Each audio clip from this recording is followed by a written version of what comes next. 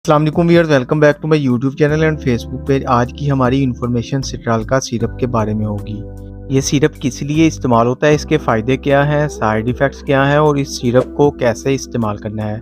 सबसे पहले हम इस सिरप की कंपोजिशन के बारे में जानते हैं। कंपोजिशन इसकी डिसोडियम हाइड्रोजन साइट्रेट इसके कंपोजिशन है और इस सिरप का जेनेरिक काम यूरिनरी ट्रैक्ट इन्फेक्शन के ऊपर काम करती है, यानी पेशाब मुखालफ मतअद्दी पर काम करता है। बात करते हैं इस सिरप के बेनिफिट्स के बारे में। यूरिनरी ट्रैक्ट में इन्फेक्शन यानी पेशाब की नाली में इन्फेक्शन हो जाए बैक्टीरिया की वजह से और पेशाब करने में तकलीफ़ और जलन महसूस हो और पेशाब रुक रुक कर आए, उसके लिए सिट्रालका सिरप का इस्तेमाल बहुत मुफीद है। इसके अलावा किडनी स्टोन यानी गुर्दे की पथरी हो, इसके लिए भी इस सिरप का इस्तेमाल करना मुफीद है। इसके इस्तेमाल से गुर्दे में पथरी नहीं होगी और